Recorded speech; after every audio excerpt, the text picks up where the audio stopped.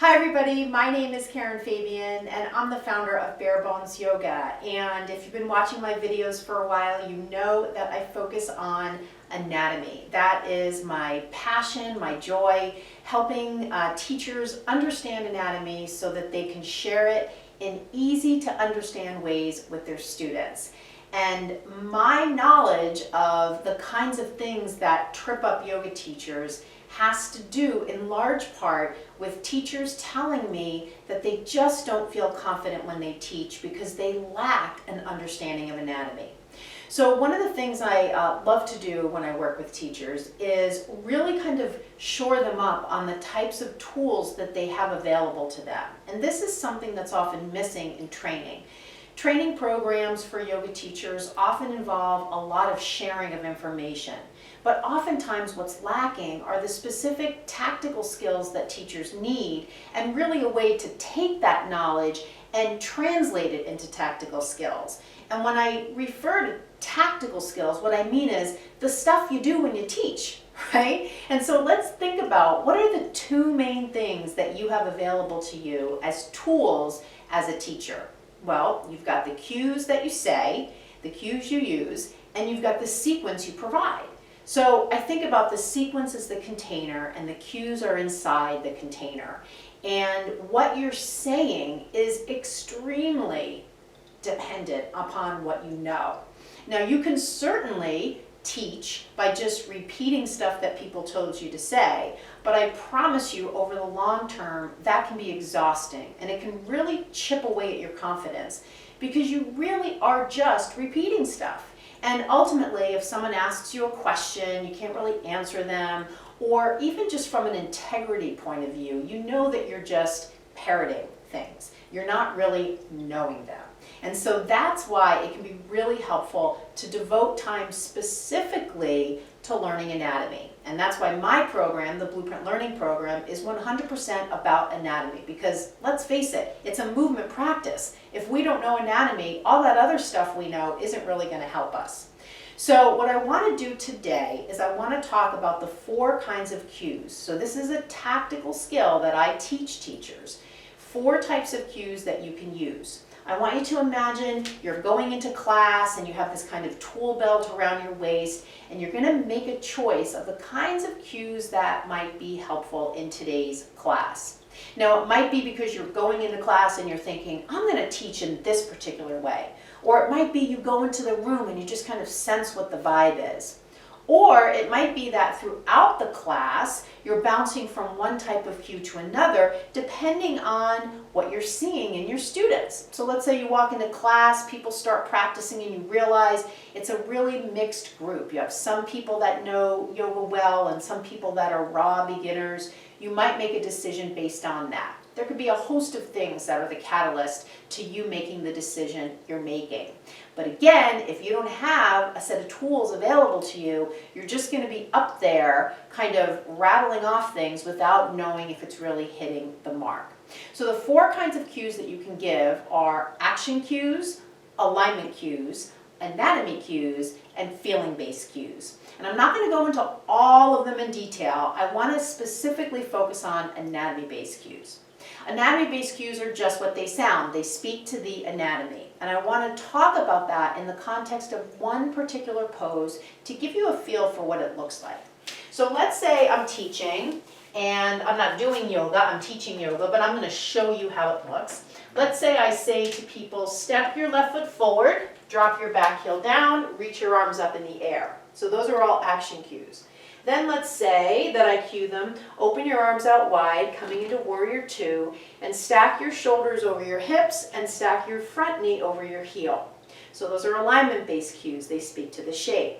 Now, straighten your front leg, lean down and put your hand on your leg or your block, and reach your right arm up to the sky. So those are all action cues. I'm using action words to get people into the position I want them to be in. Now comes the anatomy-based cue. Bend your front knee slightly, tuck your left sitting bone under, and direct your left sitting bone toward your back heel. Stretch your arms out wide, take 3 breaths. So you'll notice in that last cue, which was anatomy-based, I talked to people about their sitting bone and the direction I wanted them to point their sitting bone. So first of all, the sitting bone is the ischial tuberosity. If you didn't know that, that's the formal term. It's the lower part of the pelvic bone, and you have two of them, commonly called the sitting bones. Please don't call them sits bones. I don't know what that means. So you wouldn't necessarily probably ever say ischial tuberosity in class. You would say sitting bones.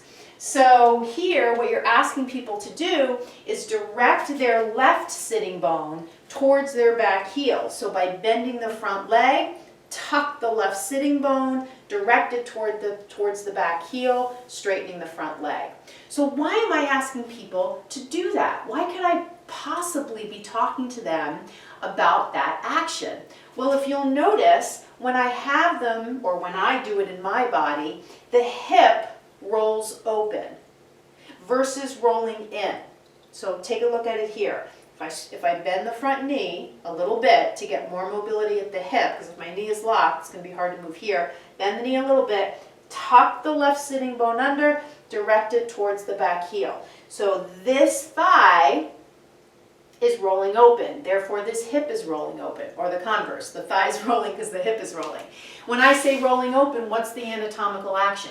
External rotation in the transverse plane, dividing the body into a top and a bottom.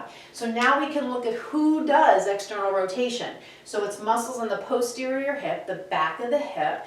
There are 5 muscles in particular, 2 gemelli muscles, 2 obturator muscles, and the quadratus femoris. They are all responsible for external rotation. They sit on the posterior hip. And so essentially what I'm doing when I give that cue is I'm asking people to externally rotate their left hip, because I know that's part of the posture, it's part of the shape. Now, I wouldn't necessarily go into all those muscles involved. However, if someone came up to me after class and said, hey, why'd you have us do that funky thing with the knee and the sitting bone? I didn't really get that. Then I could say, well, look, I'm not sure if you know this, but in triangle pose, if I have my left foot forward, I want this hip to come into external rotation. So I want you to use muscles on the back of the hip. There's a whole bunch of them there. They are in charge of external rotation. So rather than just asking you to open your left hip, I directed you to your sitting bone and directing that towards your back heel, which actually creates that external rotation. Why don't you try it here and see if you can feel that in your body? So because I know the information, I can just have a spontaneous conversation with a student about the why. Now, if you don't know the reason for your cue and you're just repeating something that you heard in training, you can't do that. And that, again, is where the gap is. And so wouldn't you much rather teach from what you know so you can have these educated conversations with your students? And that's where, for your students, the light bulbs go off, and for you, where the confidence just grows and the joy and the passion for your teaching grows exponentially as well. So I hope you found this illuminating and interesting and maybe informative in some way. I'd love for you to leave a comment and let me know what you think.